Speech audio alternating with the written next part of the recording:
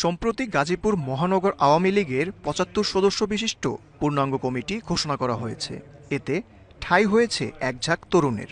কমিটিতে সবচেয়ে কনিষ্ঠ হিসেবে উপদপ্তর সম্পাদক পদ পেয়েছেন মহানগর ছাত্রলীগের সাবেক সাধারণ সম্পাদক তৌহিদুল ইসলাম দীপ।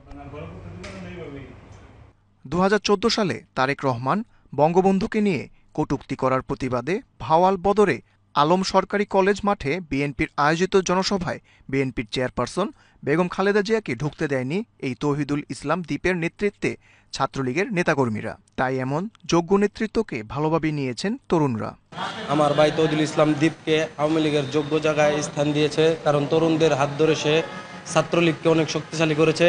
তাই যাতে আওয়ামী লীগকে শক্তিশালী করতে পারে এই লক্ষ্যে আমরা কাজ করে যাব ইনশাল্লাহ।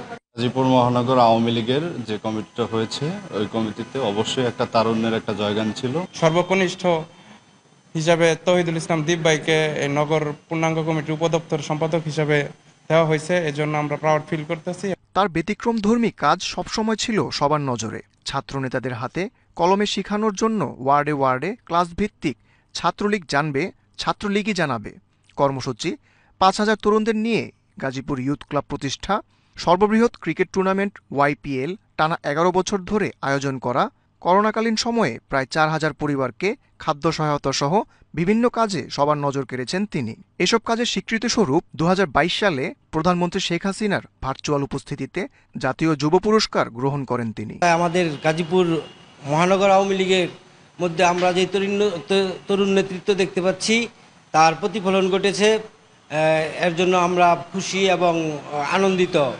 সর্বকনিষ্ঠ সদস্য হয়ে মহানগর আওয়ামী লীগের রাজনীতিতে তরুণদের এক বিপ্লব ঘটাতে চান তৌহিদুল ইসলাম দীপ। জানেন যে আমাদের দেশরত্ন শেখ হাসিনা তিনি আমাদের এই বাংলাদেশকে স্মার্ট বাংলাদেশে রূপান্তরিত করার জন্য কাজ করে যাচ্ছেন, এবং সেই ভিশন বাস্তবায়নের জন্য আমাদের আওয়ামী লীগেও স্মার্ট লিডারদের প্রয়োজনীয়তা তিনি অনুভব করেছেন। দেখেই আমাদের মতন আমরা যারা নিউ কামার রয়েছে, ইয়ং জেনারেশন রয়েছে, তাদেরকে কিন্তু দিনকে দিন আওয়ামী লীগে জায়গা দেওয়া হচ্ছে।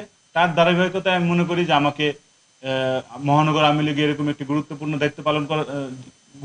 দায়িত্ব দেওয়া হয়েছে, এবং আমি মনে প্রাণে বিশ্বাস করি আমাকে যে দায়িত্ব দেওয়া হয়েছে আমি সেটা সততার সাথে আমি পালন করতে পারবো।